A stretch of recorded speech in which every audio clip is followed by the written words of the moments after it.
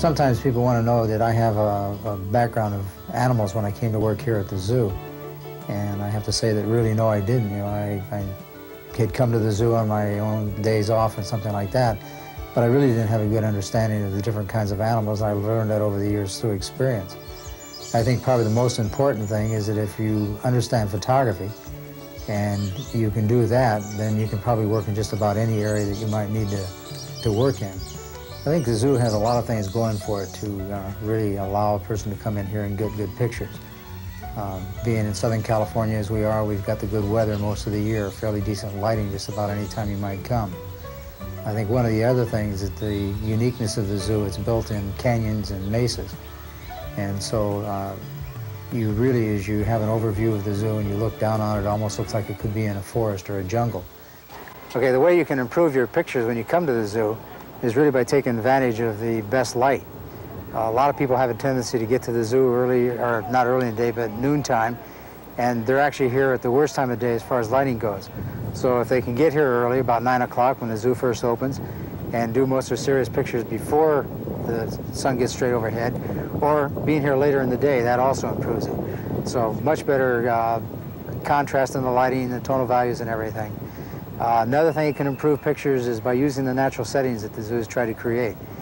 They've built a lot of enclosures with the natural rock, trying to get away from bars and fences and so forth. So if you kind of watch the backgrounds, try to get the natural backgrounds in the background, use the trees wherever possible, staying away from any structures or anything like that. And just kind of watch for those when you're taking pictures. I like to tell people that if you look at your picture, not concentrate on your main subject, that's what you usually have a tendency to concentrate on, but start looking at what's in the background, what's around the picture. If you start watching for that, you'll see the mistakes, and normally you'll correct them. It makes for much better pictures. Just about all the work we're doing today is from 35 millimeter. We find that the cameras are a little more versatile, better variety of lenses and so forth. So we've kind of made that transition over the years from larger format down to 35. Okay, we have probably close to 100,000 color transparencies in our files, and no doubt close to that in our black and white and color print file. So actually over 200,000 pictures altogether. We have darkroom facilities here at the lab that can do all of our black and white printing, color printing, and also processing the film, both black and white and color transparency. We use a filing system that really involves the scientific order that they use for all classification of animals here at the zoo. In fact, it's the same system that's used by zoos throughout the world.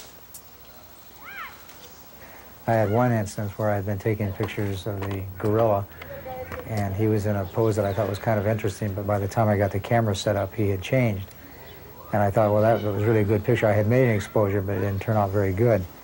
But 5 years later, I happened to be in the same area taking pictures of an orangutan, and they weren't doing anything, and I noticed that Albert was in the pose that I had seen 5 years earlier.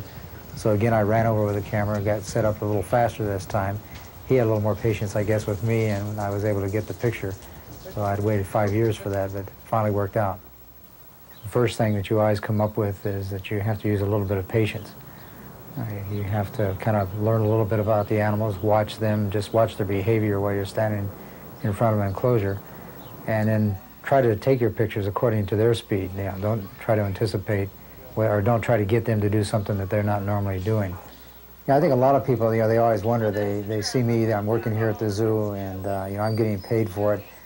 They have to come to the zoo and pay to get in here and go around and do the very same thing that I get paid to do. I guess it's just one of those things that I was fortunate that when I applied for the job 20 years ago or 21 years ago, it allowed me to do this over the years, and being a photographer is better than working for a living. One of the mistakes a lot of people make is they'll stand right in front of an exhibit and they have the flash right on top of the camera and they take the picture looking straight in. Well, your glass acts just like a mirror, and it reflects the flash and the camera and everything else right back into the lens. So I found that a couple of things that can help. One of them is if you can take the flash off the camera, moving it off to the side. A lot of times it helps if you're taking it at a slight angle, and then have the flash on the side of the camera that's closest to the glass. And so there you can pretty well eliminate most of the glare, or maybe totally eliminate it altogether. I think one of the major problems that people have when they try to take pictures here at the zoo is taking pictures of birds or monkeys that are behind wire. And I usually like to point out a few little easy ways of overcoming that problem. If you're using a camera with a normal lens, usually there's enough depth of field that the wire is going to show no matter what you do. So instead of using the normal lens, if you go to a short telephoto, normally you can kind of concentrate a little more on the animal coming up with a portrait, but you can also get the depth of field to be very shallow.